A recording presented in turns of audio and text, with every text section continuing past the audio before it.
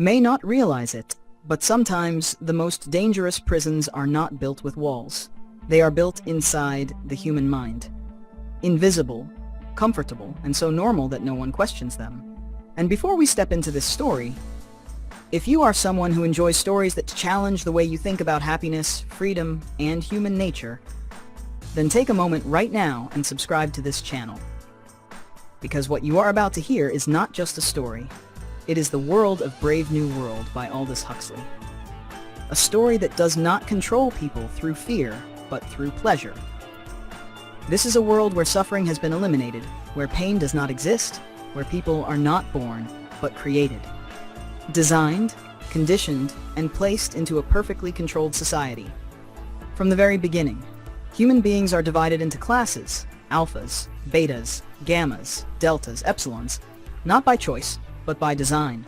Each person is created for a purpose, trained for a role, and conditioned to never question it. In this world, happiness is not something you search for. It is something you are forced to experience. Everyone is happy, or at least everyone believes they are. Because whenever discomfort appears, there is a solution, a drug called soma, a simple escape from reality. No pain, no anxiety, no doubt, just peace, artificial, but effective. And in this world, there is a man named Bernard Marx. On the surface, he is part of the system, but inside, he does not feel like he belongs. He does not fit perfectly into his role. He feels different. And that difference is uncomfortable, because in a world where everyone is conditioned to be the same, difference becomes a form of isolation. Bernard begins to notice things others ignore. The empty smiles, the mechanical joy, the lack of real emotion. He begins to question something very simple, but very dangerous. Is this real happiness? Or is it just control in disguise?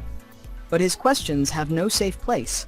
Because in this world, there is no need to rebel. People do not feel the need. They are too distracted, too satisfied, too conditioned.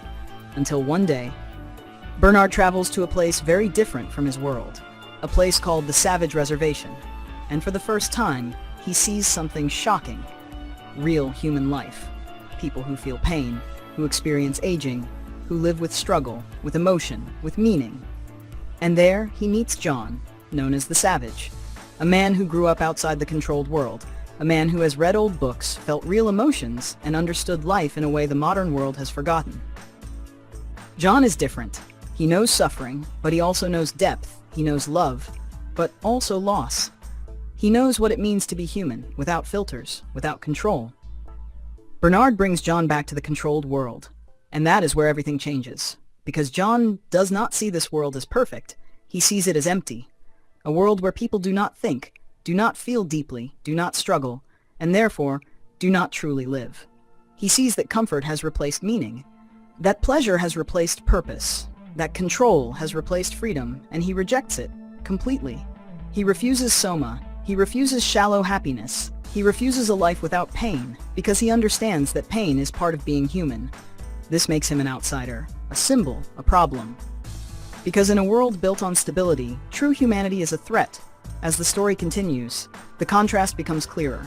The controlled world offers comfort, but no depth. The natural world offers pain, but also meaning. And John is caught between them. He cannot accept the artificial world, but he can no longer return to his old one. And this is the true tragedy, not death, but disconnection. Disconnection from a world that understands you, and from a world that you can accept. In the end, John makes a choice that reflects his refusal to live without meaning, and his story becomes a warning, not about technology, but about comfort. Because when life becomes too easy, too controlled, too perfect, humanity itself begins to fade. And now, this is where the story stops being about Bernard or John, and starts becoming about you. Because the real question is not whether this world exists, but how close we are to building it. Are you choosing comfort or meaning? Are you distracted or aware? And if this story has made you think, even for a moment, then do not ignore it. Subscribe to this channel. Because this journey is just beginning, and the next story may not just entertain you, it may change the way you see happiness itself.